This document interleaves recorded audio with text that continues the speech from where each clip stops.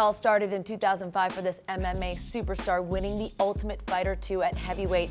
Fast forward 11 years and he's making his debut at middleweight November 12th versus Tim Kennedy, UFC 205 in Madison Square Gardens. Kavita Channe here with VIP TV, joined by the fabulous Sugar Rashad Evans. So nice to see you. Nice to be here. Thank you for taking time out of your training, because I know you're training hard for this fight. I did see that you took a trip to your alma mater, Michigan State. How was that? It was good, you know. It's like kind of one of those perspective trips where you look how far you've come. Yeah. You know, and then going there to Michigan State, seeing, you know, the wrestling team and just being part of just the whole environment, and I get to see, you know, how far I've come. And it's good to have perspective like that before you get ready to, you know, take a big step, which is this fight coming up for me. So you talked to your wrestling coach? With him and I, it's more or less like, you know, he knows how I compete, and he knows what brings out the best in me. So we're just talking about, you know, some competing point of views and stuff like that, and what my mindset needs to be and stuff. You know, I know what it needs to be going in there, but, you know, it's always good to have one of the guys who help build my competing mindset weigh in his 2 cents. Well, what brings out the best in you? Just going out there and having fun.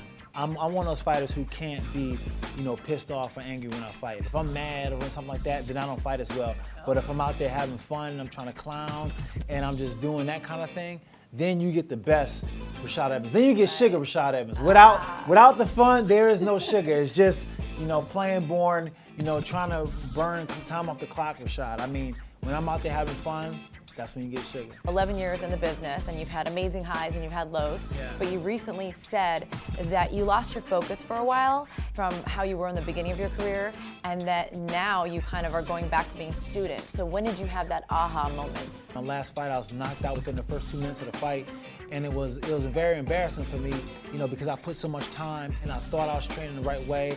And then at the end of the day, you know, I went out there and I lost the fight the way I lost the fight. And now granted, listen, sometimes you can go out there and you're just gonna get caught. It's just what happens. You got 4-ounce gloves on. Underneath that, you have a wrap on, which is like a cast. You may get caught, it could happen. But I didn't let myself off the hook that much. I was like, look, I need to get back to what was, you know, what made me who I am. And for me, that was just being a student, but at the same time, making sure that I do what I need to do as far as, you know, doing the extra runs, doing the extra, you know, all extra rounds. That's what really makes, you know, that's what really made me what I am today, because I chipped away at just, you know, my greatness just by consistently doing what I do on my own. When you get to a certain level, you might tend to get a little lazy and set in your ways, right? Yeah.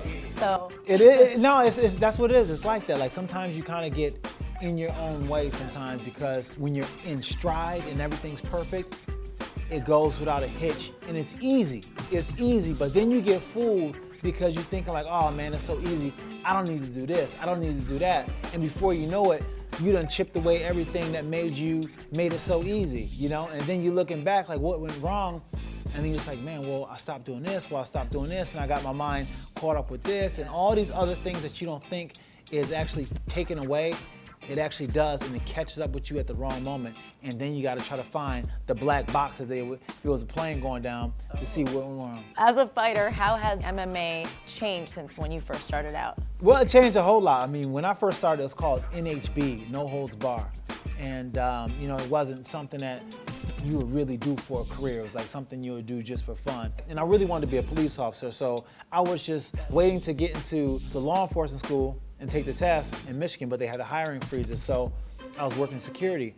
But in the meantime, just to pass the time by, I was doing NHB, mixed martial arts, and it was something fun.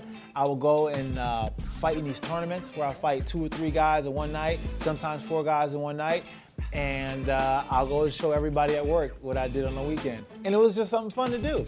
That's so awesome. It goes from just that novelty, now it's just something that propelled me into superstardom in a way in which I never thought, you know. Matter of fact, after I won the Ultimate Fighter show, I tried to go back to work at the security job, you know, at a Sparring hospital, and my boss was like, look, I love having you here, you're great positive energy, but at the end of the day, you can't work here anymore because you're causing too much of a distraction. Because people want to come in, they want to take pictures and everything else like that. So, getting back to the fight, November 12th, You're debuting at middleweight. Why the drop to 185? I flirted around with the idea for a while, but I never really had the discipline, or really never wanted to do it. Didn't have a really big reason to do it. Being 37 years old, just wanted to find, a new reason to compete. Having new challenge. I fought most of the guys at 205, and I've been there for a while since I really started my career. So having a chance to fight in a new weight class, be the new kid on the block, and just being able to test myself, trying to make 185, and then seeing how I stack against that competition was my main driving force. So it's a choice that I'm glad I did. Well, how's the weight cut been? I mean, is Sugar eating a lot of sugar? Sugar is zero sugar. Like, he's sugar-free right now. He's sugar-free. He's sugar-free right now, and that was the hardest part for me, honestly, because I'm a junk food junkie, man. I like my sweets, I like my cakes, I like my, I like it.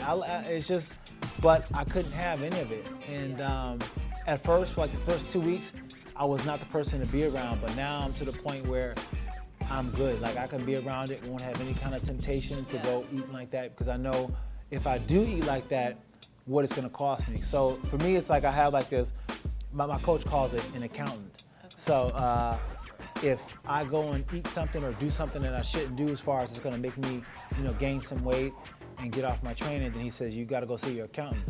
And going to see the accountant is, I gotta do maybe, an hour extra cardio or hitting the bag or something like that. So I gotta make sure I weigh out that time. So that's smart. If I want to eat that, then I know I'm gonna have to go see that accountant. You're looking svelte. I mean, I asked you to show me your abs. Well, I don't want to take off my shirt or nothing, but I would if you Your wanted. abs look great. So why did you choose your former teammate, Tim Kennedy?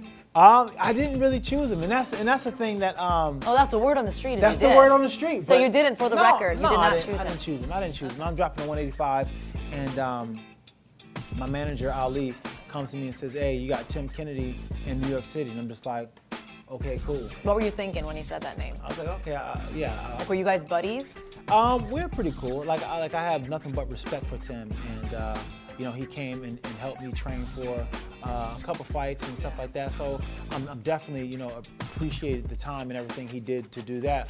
But at the end of the day, it's a fight business. I'm trying to feed these children.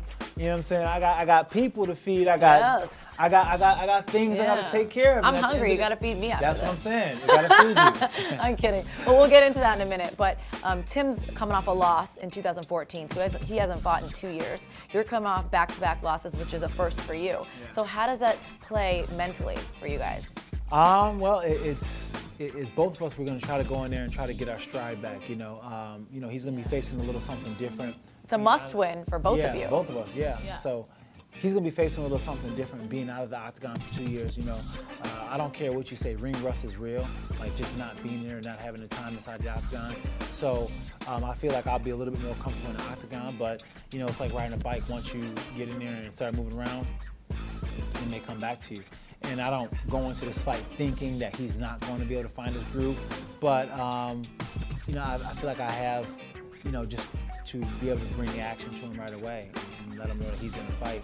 And he's going to be very tough, but hey, it is what it is. Well, okay, because there's smack talk going on here. And obviously the fans love the drama. Yeah. So Tim's saying one thing, you're saying the other thing. What's the real story? What I did say is, if we're to keep score, and you never really do keep score in practice because training is just training, right?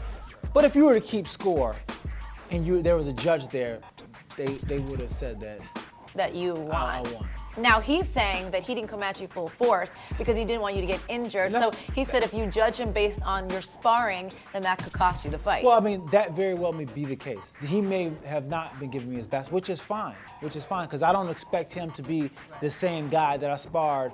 That doesn't matter. You know what I'm saying? At the end of the day, it matters how you go in there and you do that fight.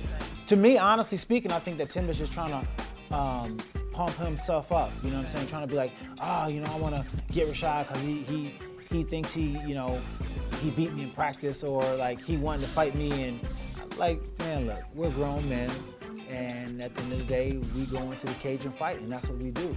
And there's nothing personal, and that's it. You shake hands and you get paid afterwards, and that's it. Smack talk aside, he did say you guys match up well. He said you're a well-rounded martial artist, you're a good boxer, great wrestler, great at submission defense, and you're a vet, you're experienced.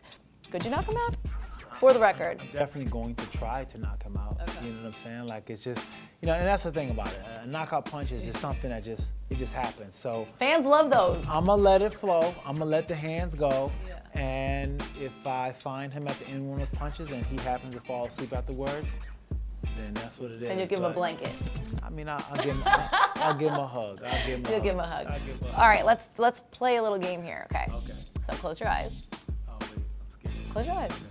I want you to envision how this fight is going to play out, and I want you to go into detail. Oh, wow. You're giving away the whole game plan right now. Well, it's going to start out, I think that Tim is going to come. He's going to bring a lot of pressure. He's going to want to feel the fight right away.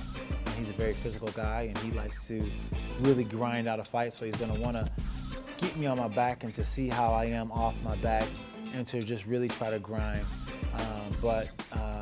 I'm quick, I'm fast, and I'm moving. If you can just see how good I'm moving in my mind, you'll be impressed too. And then, I see him coming, and then I just catch him with a quick 1-2. He doesn't seem to be faded, but then he draws back a little bit, and then I keep coming, keep pressuring, but not too much pressure because I don't want him to take one of those reactionary shots. And as he's coming in, thinking I'm gonna hit him with another shot, I hit him with the knee, and I knock him out. That's how I see it. That was brilliant. Going to your social media, you also, while doing all this, work for Fox Sports. You're a broadcaster, talk everything UFC. What was this post you did with you and Michael Strahan and Lady Gaga, and you said something about your singing skills? Can you sing? I can't sing, but here's what I can do. I can't hold the note. I can hold the note. I don't know what to sing right now. Sing, That's kind of like on the spot. I got sunshine. On a cloudy day, when it's cold outside, I got the month of May. Oh, yeah. Well, hey, see, that's going. what it's only in spots though. Like, it's not a full singing voice. It's just like I can carry a tune. That's amazing. What did Gaga say? She wasn't impressed. She was quite normal when I seen her. Very normal. She's like the opposite of. Yeah, very normal.